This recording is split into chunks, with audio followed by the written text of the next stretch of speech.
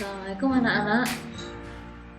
Gimana kabar kalian? Eva doakan mudah-mudahan kalian selalu dalam lindungan Allah SWT dan selalu diberi kesehatan dan semangat belajar walaupun dalam keadaan. Oke, untuk pembelajaran kali ini kita akan belajar tentang pemeriksaan sifat pada makhluk hidup. Kompetensi dasar yang akan kita pelajari adalah menerapkan konsep pewarisan sifat dalam pemuliaan dan kelangsungan makhluk hidup. Tujuan pembelajaran kita kali ini adalah yang utama, mengetahui materi genetik yang bertugas membawa sifat pada keturunannya. Tujuan pembelajaran yang kedua adalah mempelajari hukum Mendel 1 tentang segregasi. Dan tujuan pembelajaran yang ketiga adalah menyelesaikan soal pada persilangan monohibrid baik dominan penuh ataupun intermediate.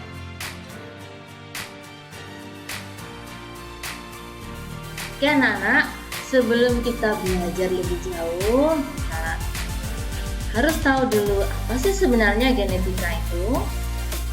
Genetika secara ilmu biologi adalah cabang ilmu biologi yang mempelajari tentang tata cara penurunan sifat dari induk kepada keturunannya. Kalian sering dengar kan? Ada tes DNA. Sebenarnya apa sih DNA itu? Tes DNA itu yang bagaimana? Kalau digunakan untuk mengetahui hubungan kekerabatan antara orang tua dengan anak, maka pasti akan dilakukan tes DNA. Ini adalah gambar-gambar dari rantai DNA. Seperti inilah kalau misalkan DNA kita ambil dari kehidupan hidup, akan tampak seperti ini. Oke, di dalam pewarisan sifat ada beberapa istilah genetika yang wajib kalian ketahui. Tadi Mbak Eva bilang, gimana sih DNA itu tadi? Ini nak, di dalam ilmu genetika yang bertugas atau yang berfungsi sebagai pembawa sifat pada keturunannya, bagian terkecil adalah gen. Kemudian gen itu menyusun DNA, kemudian DNA itulah yang menyusun kromosom. Di mana letak kromosom ini? Kromosom ini ada di dalam nukleus. Masih ingat kan? Pelajaran kelas 7, apa itu nukleus? Ya, nukleus adalah inti sel. Fungsi kromosom adalah faktor pembawa sifat keturunan dari induk kepada anaknya. Di dalam pewarisan sifat, kalian akan banyak mengenal atau akan banyak bertemu dengan istilah parental. Apa itu parental? Parental adalah induk. Ada juga istilah filial, yaitu keturunan atau generasi. Keturunan pertama namanya adalah F1. Berarti kalau orang tuanya yang nikah, keturunannya adalah anak. Keturunan kedua berarti anaknya yang nikah, berarti adalah keturunannya adalah cucu. Oke. Kemudian istilah-istilah lain yang ada dalam genetika, contohnya seperti ini. Huruf di sini di dalam genetika itu nak ya, sifat itu bisa diibaratkan dengan huruf. Nah, ini kalian lihat, M besar artinya adalah warna merah. M besar ini namanya adalah genotip. M besar ini genotip. Sedangkan merah artinya fenotip. Jadi kalau misalnya Mbak Eva tulis M besar, mana yang genotip? Ini yang genotip. Warna merah adalah fenotip. Sehingga bisa disimpulkan genotip itu adalah sifat yang dibawa oleh gen yang tidak terlihat dari luar. Kita tidak tahu, oh bunga itu punya genotip M besar tidak terlihat karena memang tidak tampak dari luar. Tapi kalau bunga itu warnanya merah, itu namanya adalah fenotip atau sifat yang terlihat dari luar karena adanya perpaduan antara sifat genotip dengan lingkungan. Di dalam ilmu genetika kita juga mengenal istilah dominan. Pasti kalian sudah tahu apa sih dominan? Ya, antara ayah dan ibu, siapa yang lebih dominan? Ayah. Makanya si A itu wajahnya mirip ayah daripada mirip ibu. Berarti sifat yang dominan yang muncul adalah sifat ayah. Sifat dominan ini biasanya dalam genetika maka dituliskan dengan huruf besar. Contoh ini, M besar, M besar. Dan sifat resesif ini adalah sifat yang lebih sedikit, atau sifat yang lemah, atau sifat yang kalah yang muncul pada keturunannya. Dan sifat ini ditulis dengan huruf kecil. Jadi di sini Beva tuliskan contohnya M kecil, M kecil. Kemudian ada juga nama istilah intermediate. Maaf ini nak ya, keliru ya, yang benar adalah intermediate itu adalah sifat yang sama-sama kuat yang muncul pada keturunannya. Misalkan si A itu nggak mirip ayahnya, juga nggak mirip ibunya, oh mirip kedua-duanya, berarti ini yang muncul adalah sifat intermediate. Oke.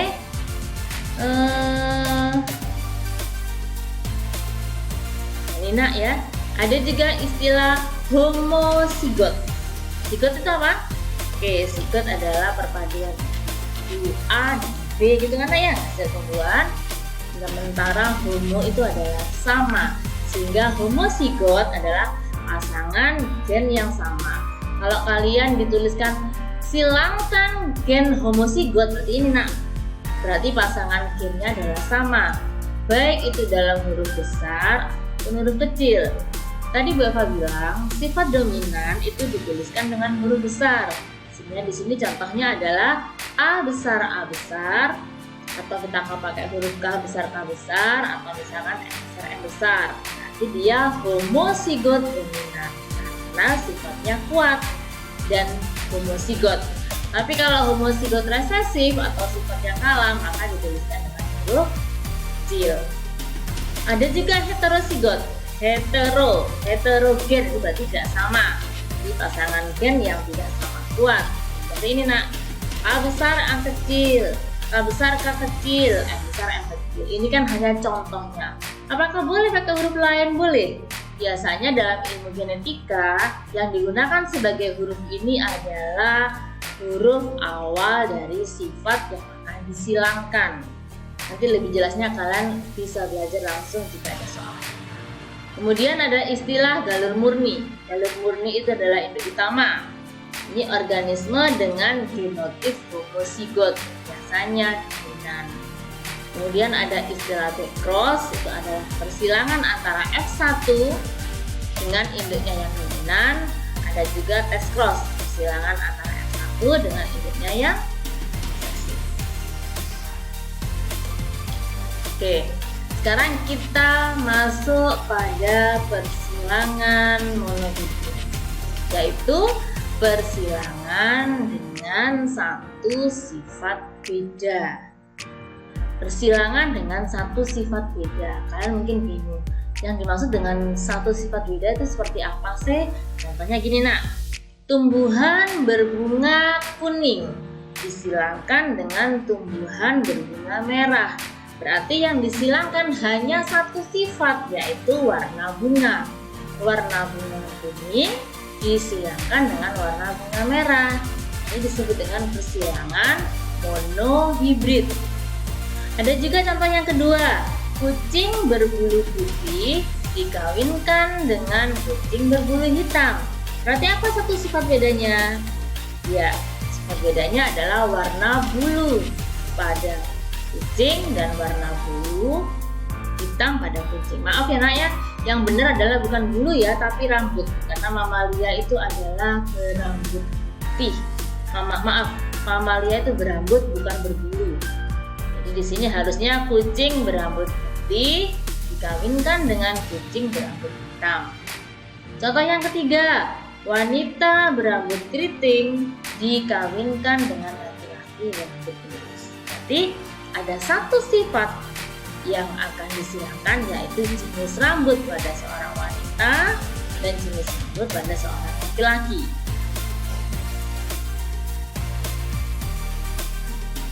Persilangan monohibrid ini dibagi menjadi dua. Ada persilangan monohibrid dominan penuh, itu merupakan persilangan satu sifat beda, di mana sifat resesif atau sifat yang kalah tadi tertutupi oleh sifat dominan. Contoh seperti Beva bilang tadi, oh si A ini wajahnya mirip ayah daripada mirip ibunya, berarti berkesilangan menyebut dominan penuh, yang dominan adalah si ayah. Bila ada dua gen resesif dan gen dominan ada bersama-sama, maka sifat resesif tidak muncul pada keturunannya. Ini bisa kita lihat padanya. Oke.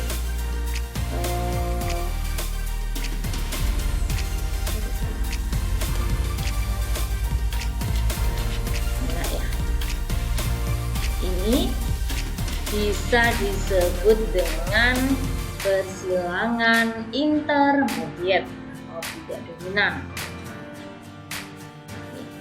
Diagram persilangannya nanti seperti ini. Ini adalah parental, induknya. Karena di sini dalam genetika itu gen selalu berpasangan. Jadi dia harus ditulis dengan dua huruf ini karena salela berpasangan.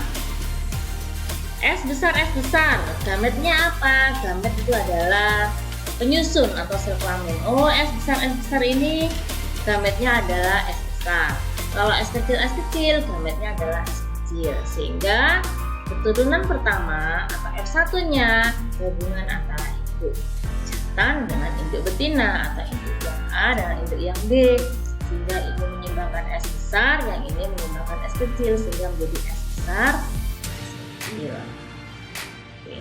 Lebih jelasnya nanti kita coba dengan soal. Ini nah ya, coba perhatikan.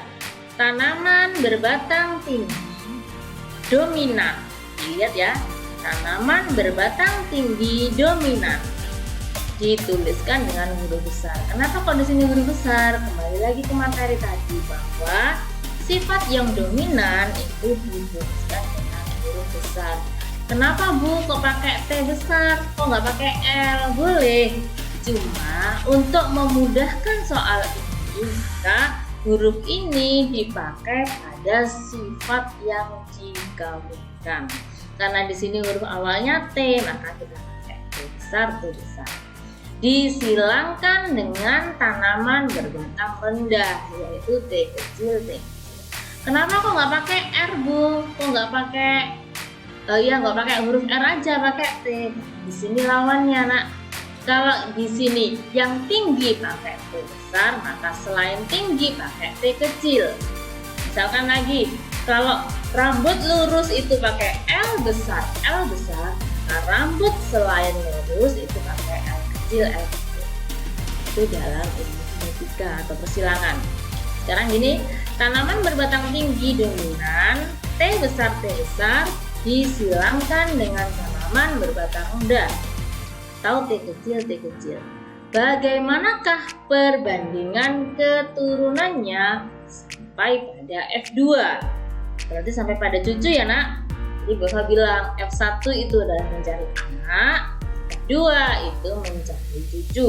Oke, kita coba jawab bersama-sama. Induknya tadi apa? Induknya adalah tanaman berbatang tinggi T besar.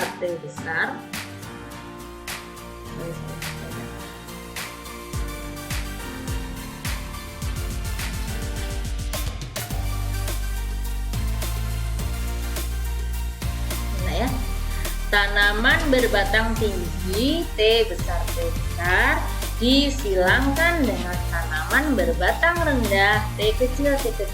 Ingat, tadi Bu Eva bilang sifat yang terlihat dari luar itu yang bisa kita lihat itu namanya adalah fenotip. Jadi tinggi ini adalah fenotip, rendah ini juga adalah fenotip. Cuman yang T besar ini adalah genotip, sifat yang tidak terlihat dari luar. Gamet adalah penyusun atau sel kelamin. Gamet itu sel kelamin. Penyusun dari tinggi ini adalah T besar. Penyusun dari huruf ini atau penyusun dari sifat rendah ini adalah T kecil. Sehingga F1 itu adalah perpaduan induk jantan atau induk yang A dengan perpaduan induk yang B. Di sini menyumbangkan T besar, yang ini menyumbangkan T kecil. Ini apa namanya? Ya, ini namanya adalah genotip yang tidak terlihat dari luar. Apa itu fenotipnya? Fenotipnya adalah tinggi. Kembali lagi tadi Bapak bilang, kalau sifat yang satu menutupi sifat yang lain, maka namanya adalah persilangan monohibrid dominan penuh. Sehingga pada keturunan pertama 100% anak yang dihasilkan adalah tinggi karena sifatnya adalah dominan. Paham ya nak ya? Oke. Kemudian yang ditanyakan adalah keturunan sampai pada F2. Sehingga untuk mencari cucu maka yang kawin adalah anaknya. Anaknya mana tadi? Genotipnya adalah T besar T kecil disilangkan dengan T besar T kecil. Gametnya atau penyusutnya atau sel kelaminnya ini terdiri dari 2 huruf, berarti T besar dan T kecil.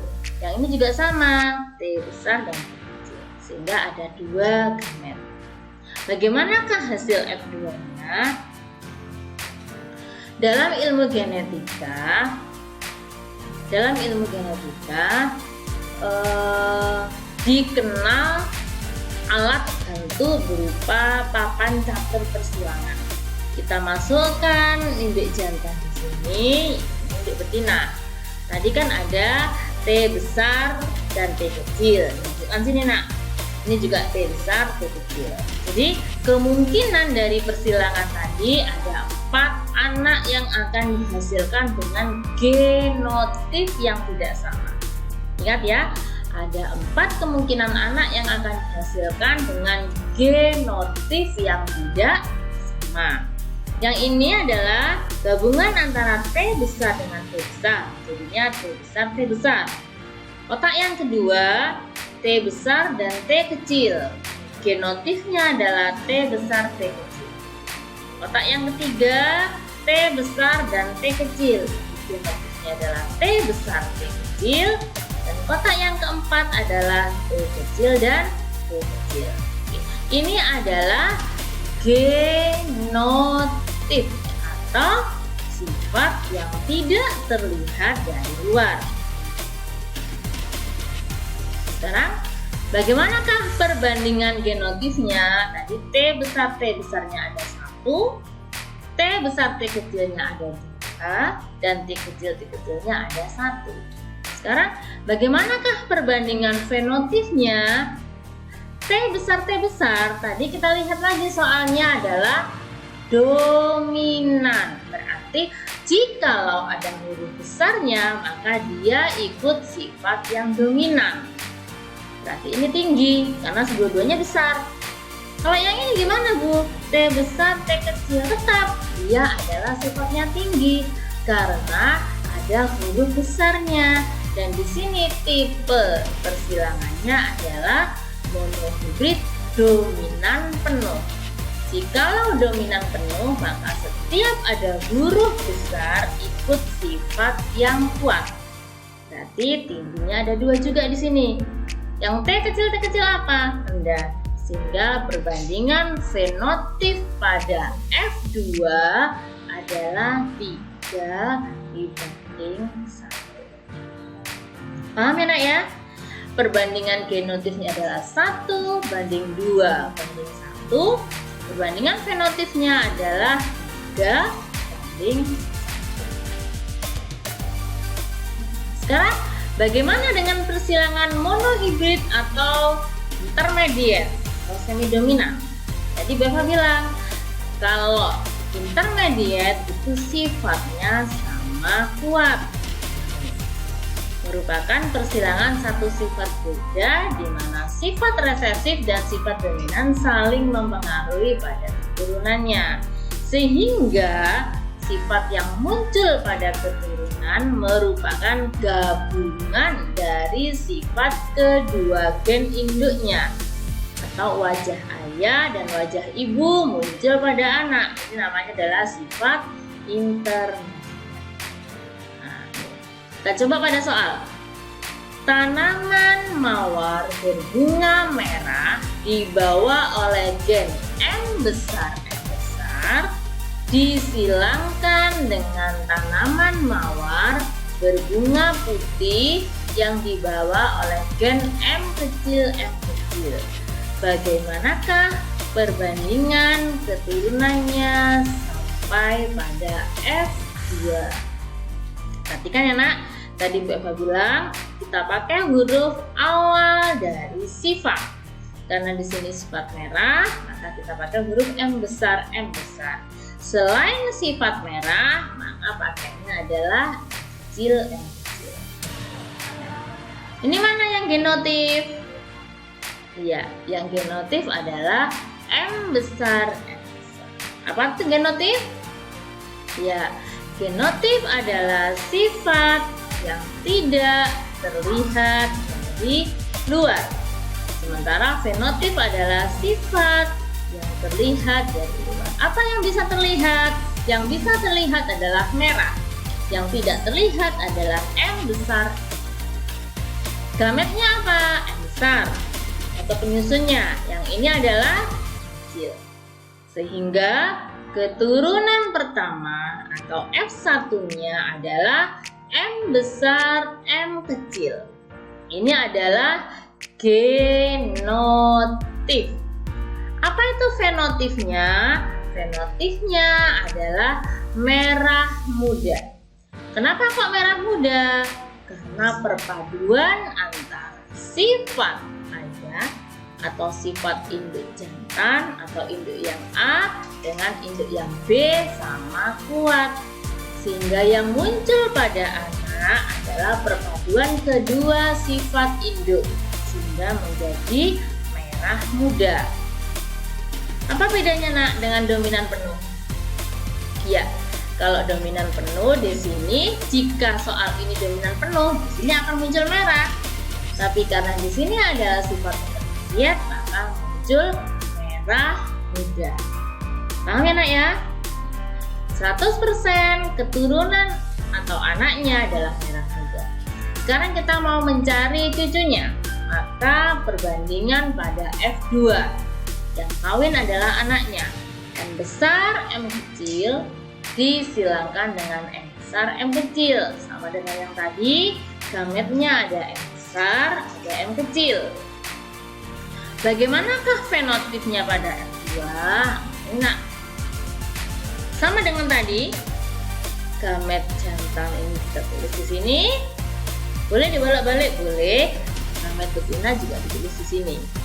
Di sini muncul M besar. Ada satu ya, yang M besar. Yang M besar dan M kecil ada 1, 2, dan yang M kecil ada 1. Bagaimanakah perbandingan genotifnya? Perbandingan genotifnya adalah 1 banding 2 banding 1. Itu perbandingan genotif. Sementara perbandingan fenotifnya adalah karena di sini dominan semua, maka merah. Karena di sini adalah perpaduan antara sifat induk jantan dan induk betina, maka hasilnya adalah merah muda. Dan yang di sini adalah sifat yang kalah, yaitu putih. Sehingga perbandingan fenotifnya adalah 1 banding 2 banding 1. Paham ya anak-anak ya? Tahu bedanya dengan monohibrid dominan penuh itu perbedaannya terletak pada perbandingan fenotif. Oke, untuk pembelajaran ini kita sampai di persilangan monohibrid dulu. Kita lanjutkan pertemuan berikutnya dengan persilangan dihibrid. Wassalamualaikum warahmatullahi wabarakatuh. Tetap semangat belajar walaupun secara daring ya nak ya.